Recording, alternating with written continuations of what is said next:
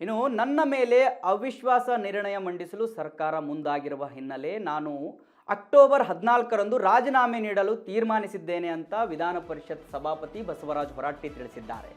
ಇತ್ತೀಚೆಗಷ್ಟೇ CM DK Shivakumar ಸಂಪುಟ ಸಚಿವರ ಜೊತೆಗೂಡಿ ಸಭಾಪತಿ ಬಸವರಾಜ ಹೊರಟ್ಟಿ ಭೇಟಿಯಾಗಿದ್ದರು. ಭೇಟಿ ವೇಳೆ ಸಿಎಂ ಡಿಕೆಶಿ ರಾಜಕೀಯ ವಿದ್ಯಮಾನಗಳ ಬಗ್ಗೆ ಚರ್ಚೆ ನಡೆಸಿದ್ದಾರೆ. ಜೊತೆಗೆ ಸಭಾಪತಿ ಸ್ಥಾನಕ್ಕೆ ರಾಜೀನಾಮೆ ನೀಡುವಂತೆ ಮನವಿ ಮಾಡಿದ್ದಾರೆ. ಹೈಕಮಾಂಡ್ನಿಂದ ನಮಗೆ ಒತ್ತಡ ಇದೆ, ನಿಮ್ಮ ಮೇಲೆ ಅವಿಶ್ವಾಸ ನಿರ್ಣಯ ಮಂಡಿಸಲು ಚಿಂತನೆ ಕೂಡ ಇದೆ ಎಂಬುದಾಗಿ ಬಸವರಾಜ ಹೊರಟ್ಟಿಗೆ ಸಿಎಂ ವಿವರಿಸಿದ್ದಾರೆ. ಇನ್ನು ಅವಿಶ್ವಾಸ ನಿರ್ಣಯ ಮಂಡನೆ ಮಾಡುವುದಾದರೆ ಮಾಡಿ ಪೀಠದ ಗೌರವ ಉಳಿಸಲು ನಾನು ಸಭಾಪತಿ ಸ್ಥಾನಕ್ಕೆ ರಾಜೀನಾಮೆ ನೀಡುವುದಾಗಿ ತಿಳಿಸಿದ್ದೇನೆ. ಗೌರವಯುತವಾಗಿ ನಾನು ಹುದ್ದೆ ಬಿಡುತ್ತೇನೆ. ಅಕ್ಟೋಬರ್ 14ರಂದು ರಾಜೀನಾಮೆ ನೀಡಲು ತೀರ್ಮಾನಿಸಿದ್ದೇನೆ. ಸದನದಲ್ಲಿ ಚರ್ಚೆಯಾಗಿ ಅವಿಶ್ವಾಸ ನಿರ್ಣಯ ಬಹುಮತದೊಂದಿಗೆ ನನ್ನ ಸೋಲಿಸಿದರೆ ನನ್ನ ಗೌರವ ಏನಾಗುತ್ತದೆ? ಹೀಗಾಗಿ ನಾನಾಗಿಯೇ ಸಭಾಪತಿ ಸ್ಥಾನಕ್ಕೆ ರಾಜೀನಾಮೆ ನೀಡುತ್ತೇನೆ.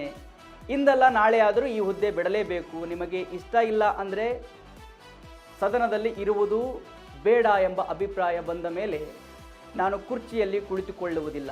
ನಾನು ರಾಜೀನಾಮೆ ನೀಡುತ್ತೇನೆ ಅಂತ ಹೇಳಿ ಸಿಎಂ ಡಿಕೆಶಿ ಬಳಿ ಹೇಳಿದ್ದೇನೆ ಅಂತ ಬಸವರಾಜ ಹೊರಟ್ಟಿ ಅವರೇ ತಿಳಿಸಿದ್ದಾರೆ. ಎಸ್ ವೀಕ್ಷಕರೇ, ವಿಧಾನ ಪರಿಷತ್ ಸಭಾಪತಿ ಸ್ಥಾನಕ್ಕೆ ಬಸವರಾಜ ಹೊರಟ್ಟಿ ಅವರು ರಾಜೀನಾಮೆ ಕೊಡ್ತೀನಿ ಅಂತ ಹೇಳಿದ್ದಾರೆ. ಆಗಸ್ಟ್ 14ನೇ ತಾರೀಕು ಅಂದರೆ ಚರ್ಚೆ ಆಗ್ತಾ ಇತ್ತು.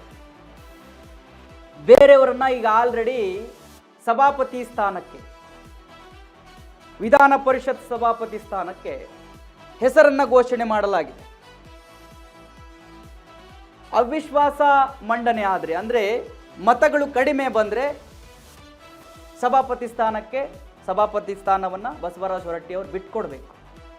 ಸೊ ಆ ಕಾರಣಕ್ಕೆ ಅವ್ರು ಏನು ಹೇಳ್ತಿದ್ದಾರೆ, ಬಸವರಾಜ ಹೊರಟ್ಟಿ ಅವರು, ಸಿಎಂ ಅವರು ನನಗೂ ಹೇಳಿದ್ದಾರೆ, ಸಿಎಂ ಅವರು ಹೈಕಮಾಂಡ್ನಿಂದ ಒತ್ತಡ ಇದೆ, ನೀವು ರಾಜೀನಾಮೆ ಕೊಡಲೇಬೇಕು, ನಿಮ್ಮ ಮೇಲೆ ಅವಿಶ್ವಾಸ ಮಂಡನೆ ಮಾಡೋದಕ್ಕೆ ಎಲ್ಲ ಚಿಂತನೆ ಆಗ್ತಾ ಇದೆ ಅಂತ ಹೇಳಿ ಸಿಎಂ ಅವ್ರ ಜೊತೆ ಚರ್ಚೆ ಮಾಡಿದಾಗ ಬಸವರಾಜ ಹೊರಟ್ಟಿ ಅವರು ಅವರಾಗವರೇ ಒಂದು ತೀರ್ಮಾನ ತಗೊಂಡ್ಬಿಟ್ಟಿದ್ದಾರೆ. ಇವಾಗ ಅವರಿಗೆ ನೋವಾಗ್ಬಿಟ್ಟಿದೆ. ಆ್ಯಕ್ಚುಲಿ ಅವರು ಕೊಡಲ್ಲ, ನಾನು ಹೇಗೆ ತೆಗೆದುಕೊಳ್ತಾರೆ ನೋಡೋಣ ಅಂತಿದ್ರು. ಬಟ್ ಇವಾಗ ಅವರಾಗವರೇ ಆಗಸ್ಟ್ 14ಕ್ಕೆ ರಾಜೀನಾಮೆ ಕೊಡ್ತೀನಿ ಅಂತ ಹೇಳ್ತಾ ಇದ್ದಾರೆ.